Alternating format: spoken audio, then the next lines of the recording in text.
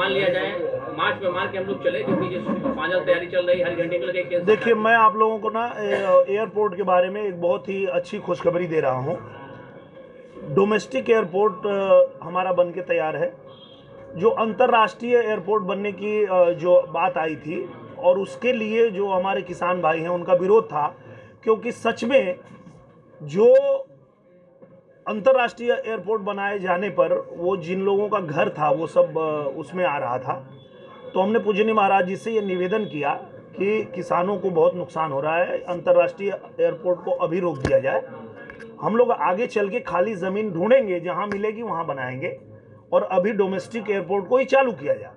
तो महाराज जी ने तुरंत आदेश किया कि उसको रोक दो, अभी उसको आगे बढ़ाने की ज़रूरत नहीं है, हम लोग इसको चालू करते हैं। और इसके लिए हम लोगों ने लाइसेंस के लिए अप्लाई किया था, और आपको जान के खुशी होगी कि हमें लाइसेंस मिल गया है। और अब जो है उसके निरीक्षण के लिए केंद्र से लोग आने वाले हैं, और इस महीने आ जाएं तो अगले महीने शुरू हो जाएगा, अगले महीने आ जाएं तो मतलब जैसे ही वो आएंगे और वो पास कर देंगे कि हाँ सब मानक सही है, तो वो शुरू हो जाएगा। और अगर उसमें थोड़ी भी देरी होगी तो मैं अभी 13 तारीख से जो हम लोगों का सत्र चालू होगा, तो मैं विभाग में जा करके जितना तेजी से उसको काम करा के और जल्दी से जल्दी चालू कराने का काम करें। पहले तो हम लोग सोच रहे हैं कि मुंबई के लिए और दिल्ली के लिए 2 फ्लाइट चालू कराया जाए, क्योंकि मुझे लगता है कि आजमगढ़ एक ऐसा केंद्र है जहां सिर्फ डोमेस्टिक नहीं है, अगर अंतर्राष्ट्रीय हवाई अड्डा बनने के बाद भी आप देखेंगे कि सबसे ज़्यादा जो उड़ानें होंगी वो आजमगढ़ से होंगी, क्योंकि आजमगढ़ एक ऐसा केंद्र है जहां आपके आजमगढ़, आपका घोसी, आपका गाजीपुर, आपका बलिया, ये सारे लोग जो हैं, आप बक्सर तक चले जाएं, सबको जो है यहीं से सुविधा होगी फ्लाइट पकड़ने के लिए। तो मुझे लगता है पहले तो हम लोग 2 ही शुरू करेंगे, एक मुंबई और एक दिल्ली के लिए, और आगे जब अंतर्राष्ट्रीय हवाई अड्डा बन के तैयार होगा तो मुझे लगता है कि विदेशों के लिए भी बहुत सारी फ्लाइट यहाँ से शुरू होगी। किसान जो अभी भी धरने बैठे हुए हैं प्रशासन के आश्वासन के बाद ही, उनके लिए क्या कहेंगे? मैं तो किसान भाइयों से यही निवेदन करूँगा कि आप राजनीति के शिकार हो चुके हैं। समाजवादी पार्टी के लोग जो हैं वो आपको भ्रमित कर रहे हैं, और वो आपको बिना वजह वहाँ बैठा करके परेशान कर रहे हैं, क्योंकि एयरपोर्ट बनेगा नहीं बनेगा ये सरकार का काम है, और सरकार ने जब खुद कह दिया है कि उसको रोक दो, वो कह रहे हैं लिखित चाहिए, हमें आश्वासन लिखित चाहिए। अच्छा ठीक है, अगर ऐसा है तो मैं अभी क्या करता हूँ, मैंने अभी कल बार कहना कि हमें लिखित आश्वासन चाहिए। ओके, आप जाके मिल लेंगे उससे। हाँ, अच्छा।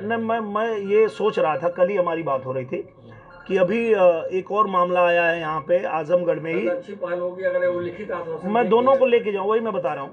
तो अभी कल ही मेरे संज्ञान में एक मामला आया कि आजमगढ़ विकास प्राधिकरण ने मतलब 40-50 साल पहले किसानों की कुछ ज़मीन को लिया था, और अब जाके उनको तबका रेट देने की कोशिश कर रहे हैं। तो उनका कहना है कि या तो 14 का रेट हमको दे दीजिए, या तो हमारी ज़मीन छोड़ दीजिए। इसके विषय में भी वो किसान मिलना चाहते हैं मुख्यमंत्री जी से। तो मैंने कल ही मुख्यमंत्री जी के यहाँ लिखवा दिया है कि किसानों को लेकर के इनको भी, और जो एयरपोर्ट वाले हमारे किसान भाई हैं उनको भी एक टीम उनकी, अच्छा जो भी हो, आवास विकास, जी जी जी, 32 एकड़ है, हीरापट्टी में, हीरापट्टी करोड़ रुपए उस जमाने का आज भी पड़ा है। 300 किसान है उसमें जी, और लगभग 100 किसान पेमेंट भी पा चुके हैं, भुगतान भी कर चुके हैं। अच्छा, कोर्ट से वो लोग किसान हार भी गए हैं। अच्छा, लेकिन प्रशासन उसको खाली नहीं करा पाया।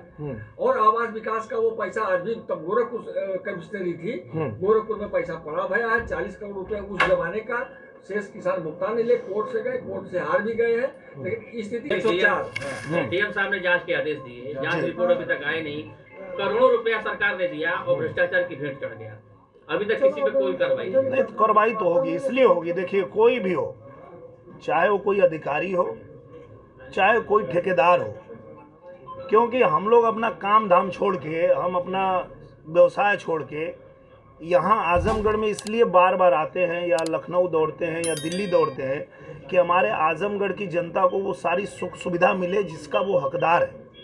और वो हर मंत्रालय, हर विभाग अगर आजमगढ़ को दे रहा है, और आजमगढ़ को सुविधा जो भी नहीं पहुंचने देगा, चाहे वो अधिकारी हो चाहे ठेकेदार हो, तो बचेगा नहीं, इसमें कोई दो राय नहीं है। लेकिन नवंबर से जांच पेंडिंग है सर, तो उस पर कब तक हो जाएगी कार्रवाई? तो मैं इस पे अभी आपने संज्ञान में लाया मेरे, मैं तो यही जानता था कि जांच सड़कों के डीएम के कहने पर सीडीओ ने जांच कराई थी बीडीओ लोगों से जी, तो पीडब्ल्यूडी ने कहा कि ये जांच गलत है।